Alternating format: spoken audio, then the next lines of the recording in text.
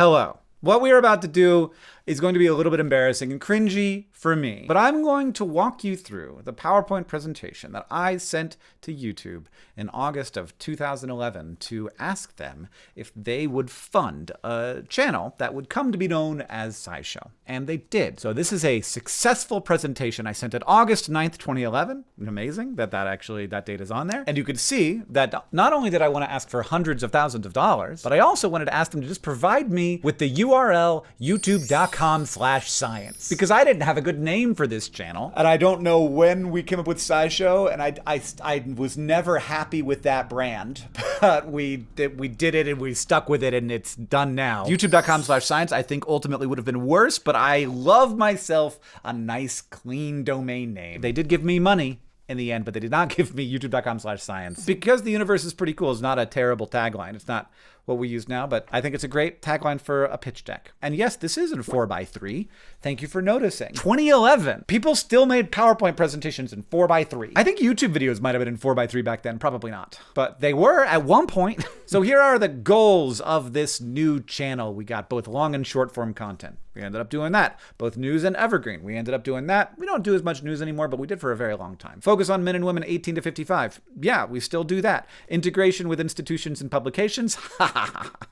Kind of sometimes now, but that took like a decade. 80 minutes of content per month. I have no idea how much we make now. More than that. Definitely more than that. I'm going to let them know who I am. This is how you start out. You establish your credentials. Is this person useful? Is he the kind of person you want to give the money to? It's Hank Green. He has an MS in environmental science. It's not actually true. I have a Master's of Science in Environmental Studies. And was it really environmental science? Not really. It had more of a focus on nonfiction writing, which would have been fine, I think. BS in biochemistry, that is true. Chief editor of ecogeek.org, which you could have gone to check out and seen that was a legitimate place. Collaborates with NASA. Okay. I don't remember having collaborated with NASA before, but I guess I had. I have now. But I don't know what that is referring to. 150 million YouTube video views, that's a big deal. That actually, I'm like, yeah, no. In 2011, that was a big deal. Proven record of interest on YouTube, which I think is not nothing. A lot of the people who got these grants was like Madonna and Tony Hawk, and they may have had some audience, but did they have an interest in creating for YouTube? No, they did not. And as soon as the money ran out, they stopped. But not us. As soon as the money ran out, we were like, oh, I can't believe this is now my job. I have a company that makes money. Demographics. We will be creating content for the same audience as EcoGeek. That's great. I had done an audience survey on EcoGeek, so I knew like a bunch about and this is super useful actually. So I wouldn't have any data on what a science YouTube channel audience would look like, but I did have data on what EcoGeek's audience looked like. Majority male. This is also the case for SciShow. Even today. The average income was higher than the average of America. The average level of education was higher than the average of America. Those are desirable things. And I honestly think having EcoGeek to pull from here was probably useful. I don't know. Would they have just funded anything? I don't know. But they funded both Crash Course and SciShow. They didn't have to do both. So they must have really liked both pitches, I guess. Demographics. I must have pulled some of this from Scientific American and other magazines will have publicly available the documents they use to solicit advertisers, and they tell you all about their audience in those documents. And so I found one of those. I remember finding it, and I think I based this off of that. But it's very strange that it says also captures an older audience. SciAm is 50% 35 plus. I don't know what I think it's probably 50% 65 plus. I think it's a magazine. I don't know. Maybe it was less than that then, but 50% 35 plus is a wild. There's no way half of Scientific American's print magazine audience was under 35. That's fishy. I would look at that line now and I'd be like, what are they trying to manipulate here? Why aren't they just telling it straight? Extremely well educated. Median income of SciAm readers is $90,000 a year. Science publications demand and receive higher CPMs. This is true. This is all true. Oh my God. It's a slide that has our Clout scores on it. Do you know what a Clout score is? This was a thing back in the day. There was a website where you can go and see your number. How much you mattered. And we were both thought leaders. It says that. Thought leader. Hank and John, oh, this is great. Hank and John have over 1 million Twitter followers All of those were John's. Over 100,000 Facebook followers. All of those were John's. Over 500,000 YouTube subscribers, which were ours collectively, I agree. And over 60,000 Tumblr followers. All of those were John's. We were on Tumblr for so long. I completely converted my life. Twitter died to me because I liked Tumblr so much. But anyway, they will use these resources to grow and sustain the program. And we did. And, Hank and John Green have. Technically true. But almost all of those numbers are from John Green. But, it's wild to see our freaking Clout score up on this. I remember caring about it a little bit, more than I should have. Cross promo.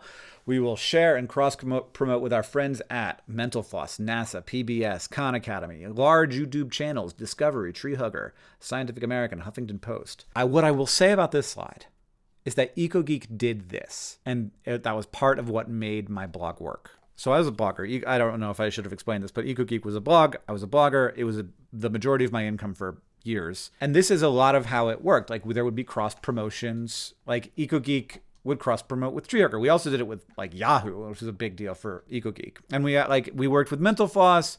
We worked with Huffington Post. This was a proven model that I had used before, but I will say none of that happened. We never had good relationships. Maybe, I'm sure some of these websites picked up SciShow videos now and again, but there was never any formal cross-promotion with any of these people. We are investigating a formal promotional relationship with several of these publishers, it says at the end. And by investigating, we had 3 days to prepare this deck. So I don't know what I mean by investigating. I sent a single email that I never got a response to? Maybe. Probably not. Promotion. We got a Google Plus accounts. No. Yeah, that's gonna pow. Companion website at sci.cm. Love that idea. Never did that. Regular posting via a social media strategist. It's wild that we call out a social media strategist in the deck, but then it's not in the budget. So I don't know what I thought that meant. Utilize relationships at Reddit and with social media influencers. I don't know what relationships we had at Reddit, but I got a lot of views from Reddit at EcoGeek. I don't know, maybe. Maybe that meant power users, because I did have some relationships with people who would post my content and they were known to be good Redditors. Post interesting stories and information. Yes, that's how you get views. And then we have we actually pitched the format. So there's a SciShow News format. This is ridiculously compressed. I don't know how I thought that we could do a big story in 2.5 minutes and have a space news in 30 seconds. I guess you could, but we never ended up doing anything like this. Of course, we did have a format where we did story, but we never had cute little interstitial bits. Way too much work. Daily trivia user submitted. That's great, actually. That's not a terrible idea. That sounds fun. I don't know if we could do that, but maybe I should steal that idea from me in 2011. Richard Branson's bid to explore the depths of the ocean. Great for him. He did not implode. Great news. Format evergreen. So how to end malaria. And this is what SciShow is. We could do an episode right now called How to End Malaria, and it would not look terribly different from this. This is actually useful. And I'm I see what this is. Basically, all I'm trying to do here is establish some amount of credibility that you can believe and trust me, and that I'm a thing that exists in the world. Show what the product would be. And ideally, that is the kind of product I'd be capable of creating, which I think that I would be. SciShow may include short interviews with scientists. We did a little bit of that. On location, never. That's too expensive. Weird science, over 1,700 species of belly button bacteria. That's not actually a very good fact, but whatever. Policy, never done much policy. Science fact, yeah, kind of stuff like that. I don't know. I should have cut that. Bits. Oh, those were the two long forms. And then this is the short form, which is 2 minutes long. That's the short form. Any show these days has to be able to capitalize on news stories as they arise. I disagree. These 2-minute episodes will allow us to hit a topic faster and deeper than any other video outlet, and they will be pushed hard through social media presence and loaded with keywords for the news cycle. Okay. We didn't do that ever.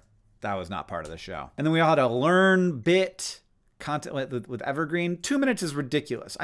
We make TikToks now, and they're a minute. So I guess not. But we never did that. And here's our proven YouTube success. I look at this slide and I'm actually yeah, okay, I kind of feel like I should give this guy some money. He's done a bunch of things that have been successful. I cannot believe Truth or Fail had 125,000 subscribers and 40 million views.